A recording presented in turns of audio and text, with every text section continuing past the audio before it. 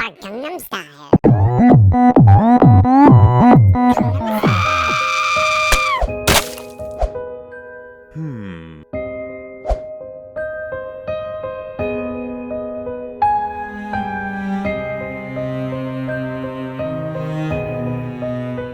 Hello, everyone. Welcome to Kimchi Crime, your source for some of the worst crimes in Korean history. I'm Walter. And I'm SJ, and continue to like and subscribe to our channel. Now we have a ton of content to cover, and we need all the support we can get because, like today's killer, there are so many Korean killers that we didn't even know actually existed, man.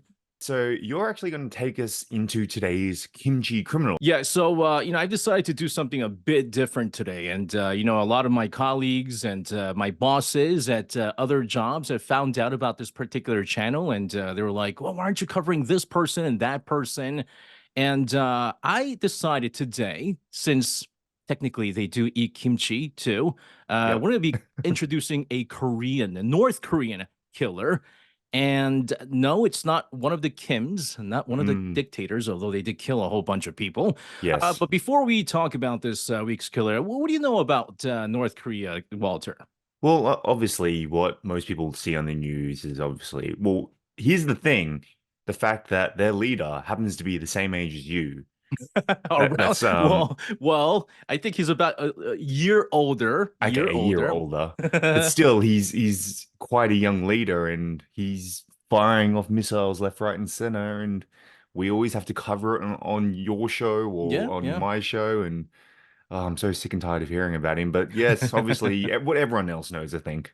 Yeah, well, there was actually a point in North Korea where they weren't shooting missiles left and right, although they were doing a lot of crazy stuff like hijacking airplanes back in like the 1950s. But believe it or not, after the Korean War ended in a ceasefire back in 1953, there was actually a time when North Korea was better off economically. Like if you Oh, look at the 70s, for instance, like the mid 70s, the GDP per capita was higher in North Korea than it was in South Korea. Like, I mean, we talked about this in the past, but post Korean War, South Korea was dirt poor.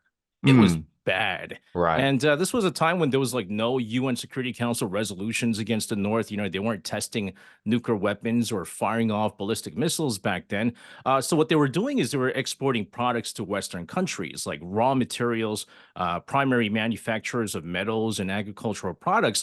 And there was a successful export industry in the garment industry as well, where a number of European countries and China were actually big, big buyers. So Mm, at the same time, what really helped them drive their economy was the fact that, a lot of help coming from the Soviet Union economically. mm, If you remember how the two Koreas even divided in the first place, Kim Il sung, the founding father, so to speak, of North Korea, got a lot of the ideas from Soviet Union leaders mm, like Joseph Stalin, mm, Vladimir Lenin, right? mm, And so when the Soviet collapsed in 1991, North Korea no longer had that support they were getting from Soviet Union, and that's mm, when their economy really started collapsing. mm, So if you go into the early 1990s, right? I mean, this is when North Korea was suffering some of the greatest hardships. It's known as the Arduous March, where millions of people reportedly died because of starvation. And,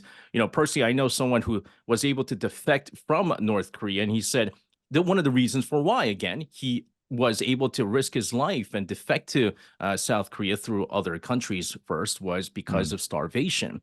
But with heavy starvation, apparently came cannibalism. Ooh, And this is what a lot of North Korean defectors did say is that they were so hungry that when they found someone, it wasn't like they were killing people and eating mm, them, but when they found that they died of starvation, they would eat them too. oh, It's not one of the I think photos that we were seeing, although it's banned, is like this elderly gentleman picking off just grass from out of wow. nowhere and eating that. But I mean, you've heard of the dire situations in North Korea, right? Right. I mean, it's starvation is still a thing that's happening in North Korea, supposedly. Like it's been happening since the early 90s until these days. I mean, if we complain that we're a very divided like country, like where the rich are rich and the Oh poor are yeah, poor. absolutely.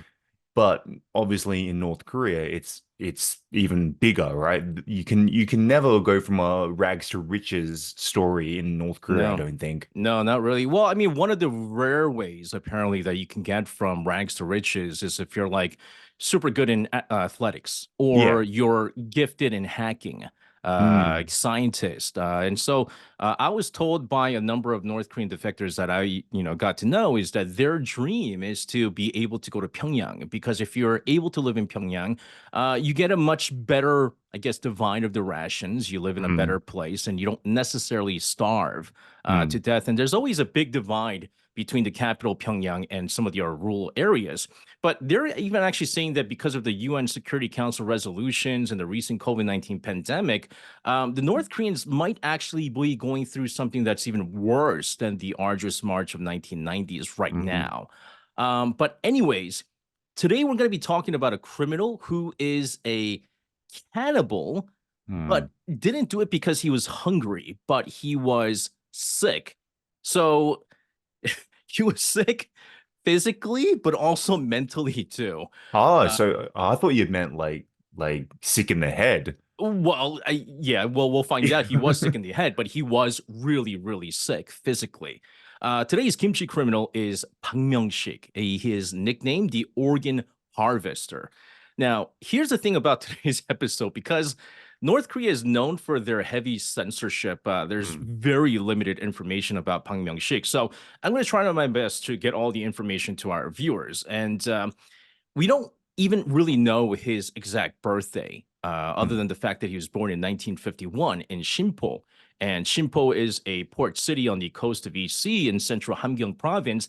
And it's actually a major hub for the defense industry in North mm, Korea right now. Like you hear about all these like shipyards located in Sinpo, North Korea testing their submarine launched ballistic missiles with their submarines located in the Sinpo yards.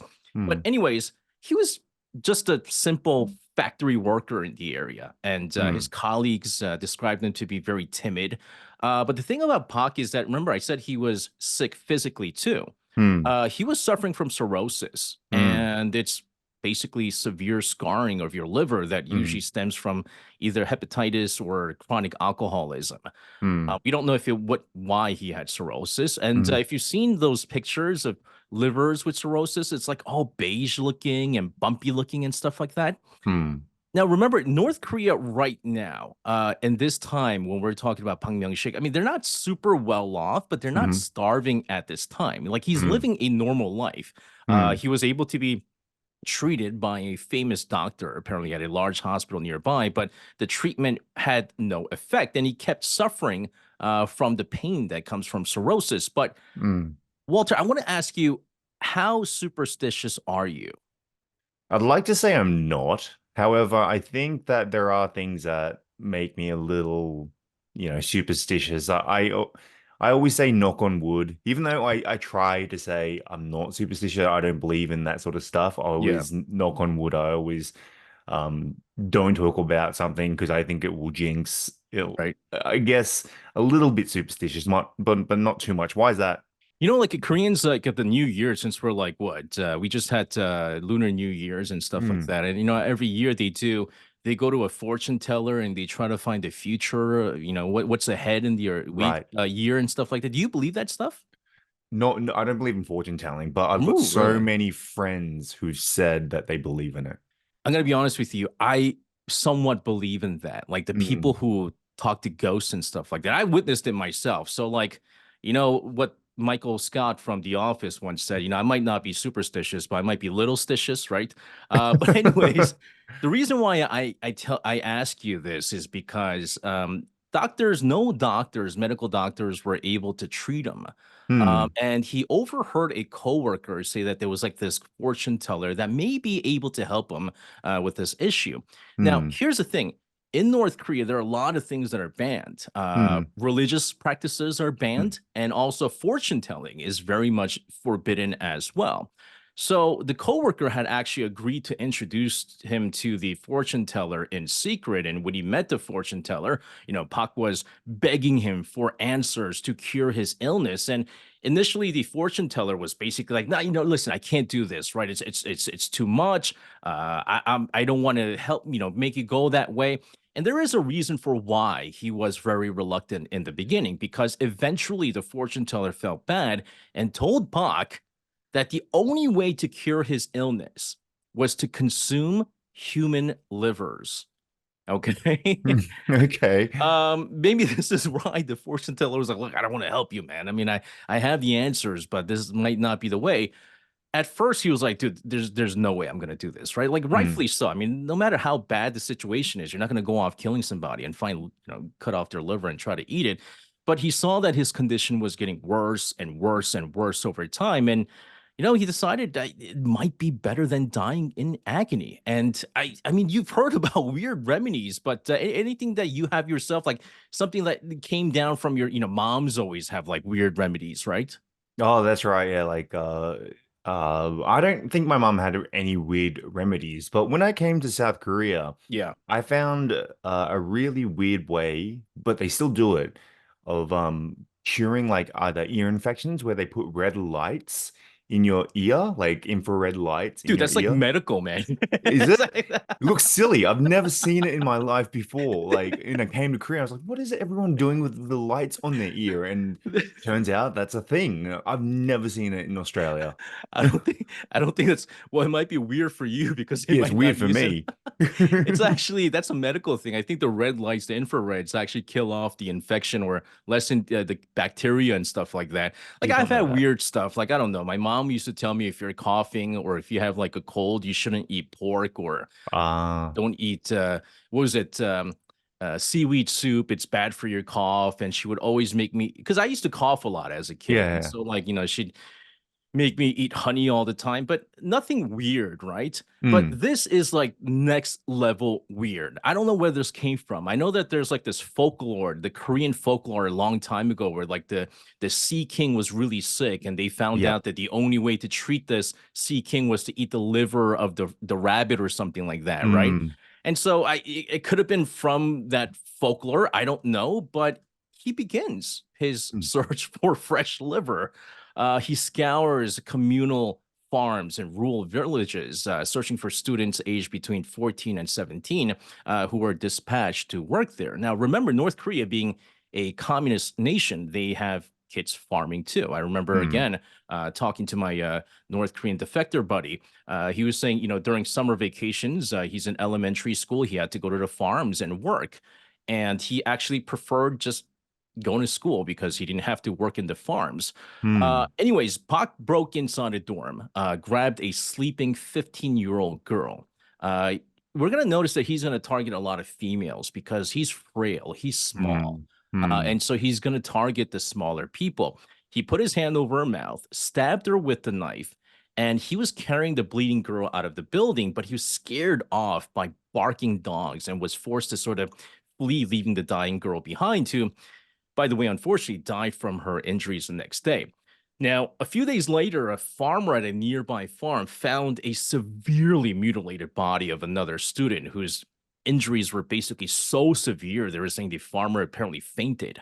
Local police were alerted to the discovery, but despite investigations, they weren't able to identify or catch the criminal. But instead, they said some people were saying, "Hey, maybe this is not a person going off killing somebody. It might be a work of a ghost." Speaking of superstitious, right? right, right. Um, I mean, to be honest with you, North Korea is so cut off from the rest of the world. oh I yeah. wouldn't be surprised if this is something that they can really consider as true. Oh, absolutely. I could feel, maybe I could believe it maybe if it was like the 1950, sorry, the 1500s or something like that, Mm, right? Where there was all these weird folklores about like ghosts who go mm, off killing people. But we're talking about the 1990s we're talking about here. A few days later, a woman in her 20s was found in downtown Shinpo, same injuries as the previous victim. And because there was, number one, lack of mm, competence from the police. We have some similarities here with South Korean and North Korean it's true. police. Uh, the necessary investigative technology is another thing. Pak went on to his killing spree, claiming another additional 9 victims. 9 more people he killed off. He's just eating flesh, fresh livers left and right. It Hmm. caused so much panic amongst the residents that no one wanted to go out at night. Now, how did he end up getting caught? Well, in October 1990, Pak tried to abduct his 13th victim. This was a student traveling for work at the communal farm once again. He was unsuccessful and he fled, but on the way, he was noticed by a citizen who immediately apprehended him and brought him to the police station. Now, again, this guy is small. He's suffering from cirrhosis. He's weak, Hmm. thick. Um, Chances are, I mean, if you're a little bit bigger than them, you might be able to catch this guy.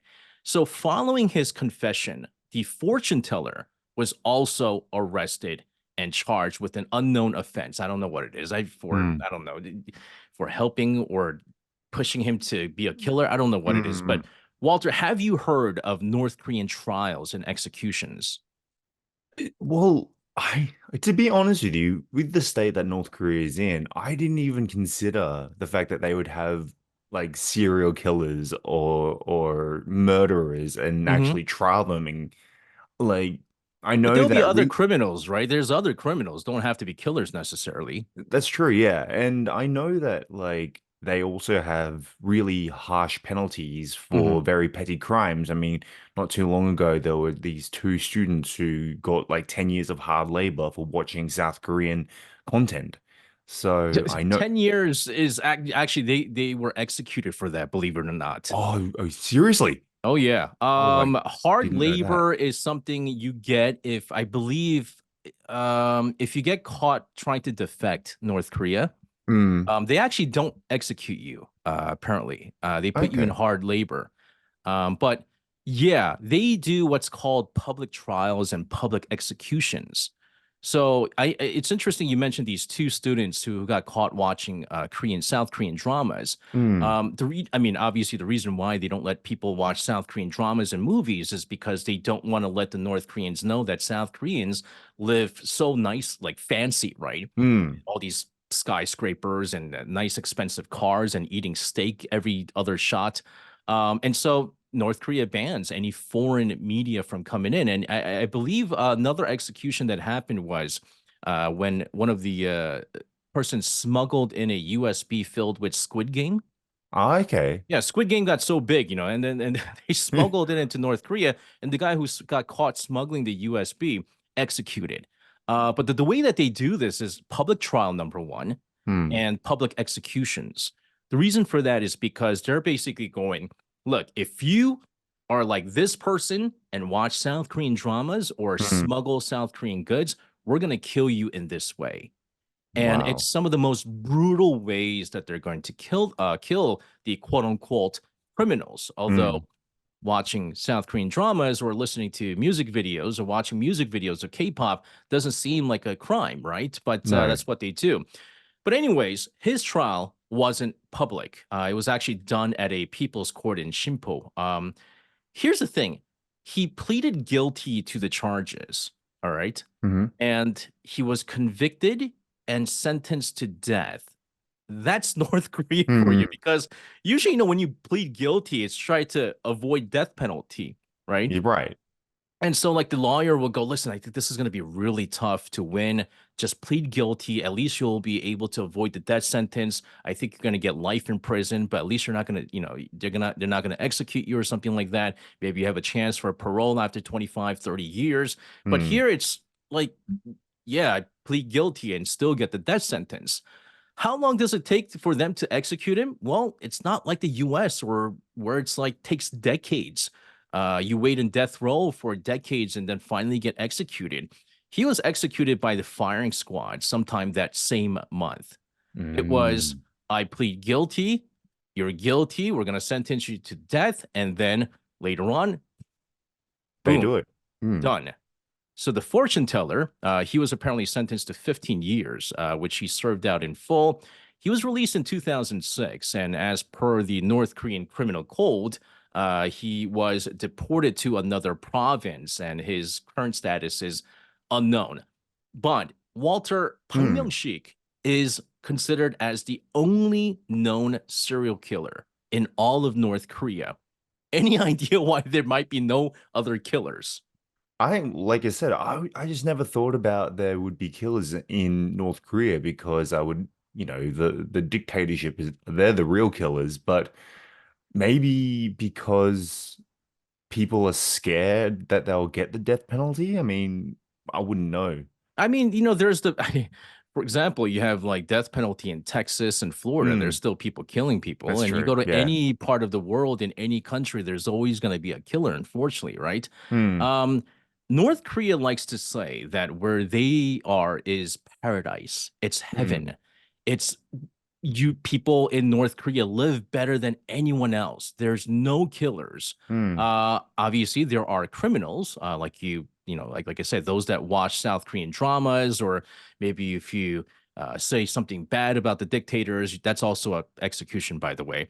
mm, But they don't want to portray their country as a place where there are actually killers. mm, They'll say that about South Korea. They'll be like, "Oh, this guy's a killer and this guy's a rapist," blah blah blah. Um, I'm sure that there were killers in North Korea, mm. people who killed to steal food or steal goods, especially when you had so many people starving. But North Korea, I think the reason why North Korea was able to open and share this particular case is their way of pointing out why fortune telling and religion is bad.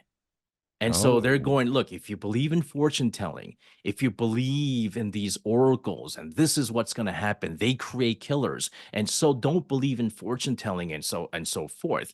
And I think that's the only reason why this particular person was pointed out. And I'm sure there's been so many other killers and serial killers in North Korea that they just never ever really mentioned.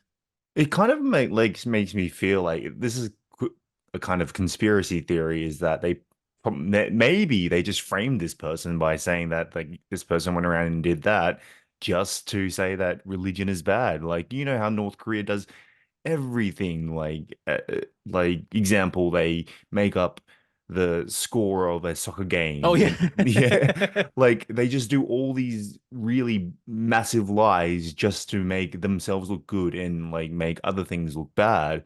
Like I wouldn't be surprised like it probably 100% happened, but I wouldn't be surprised if they also set other people up like Yeah. this just to try and teach the public a lesson.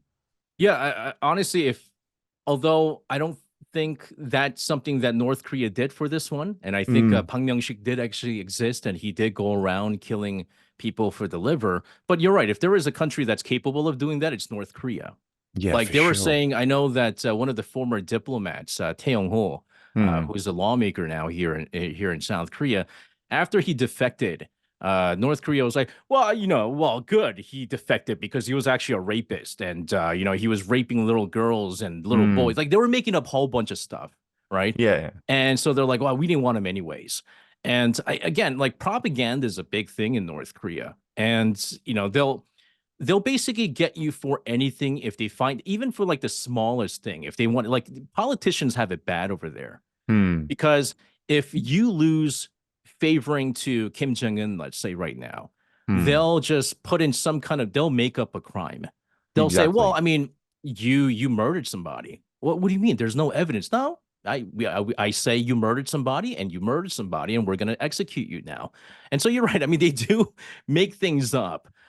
It's just that with this, I've heard also from many North Korean defectors who were able to leave North Korea that this was actually a big deal in that area. And Mm, so, at least for now, I mean, this is the only serial killer that we know. Although, again, we can argue that, Kim Il sung, Kim Jong il, and Kim Jong un, they're themselves serial killers. They've killed a number of people. mm. But yeah, Bang Myung-sik, there you have it, man. That's really interesting. Like, as I said, I'll go back to it and say that I just never thought that there were serial killers or killers within, or, well, at least people that were, especially in the poor areas. No one, like, there's so many people that die every day. You could probably get away with killing people and just no one would know about it. Oh, absolutely. Actually, that's a good point that you're making is Mm, I was asking again, the North Korean defector buddy of mine. I was like, well, when you and your family left, did like no police question your mm, other relatives where the hell you went? And he was like, look, at that time during the arduous march, so many people would just die from mm, starvation. Like they would walk to the mountains looking for food and just faint and die. That there was no track, there was no track of all these people. And if you weren't seen out of nowhere in the neighborhood, like you and I, we live in the same neighborhood, right? yeah. And we used to bump, like, let's say we're used to bumping into each other, on Mm, a daily basis, and all of a sudden you're not, here anymore, and you're disappeared for two weeks. I'm just gonna be like, well, maybe you starved to death, and so they well, don't question geez. anybody. Yeah, they don't question anybody, and so, but the only thing here is, you're right. I think, although it was in 1990 before the Arduous March. And Mm, this wasn't when people were just going off dying of starvation. And I think if he was able to, maybe it was during the Arduous March when people were dying of starvation, and maybe he did a better job of maybe getting rid of the body and stuff like that, no one would have questioned the missing mm. people. There's no Yeah, such thing as a missing person. that's true. He might have like killed a lot more, and he just didn't No, admit to it. Like absolutely. there could have been millions, not millions, but like hundreds of people he could have killed and gotten away with it, especially in the poor areas. But I guess that's where we have to leave it for this week. And we always, again, appreciate your support. Remember to subscribe and like, and maybe even let us know if you want us to cover anything next time. So we'll see you next time, SJ. All right, Walter, we'll see you next time. See ya.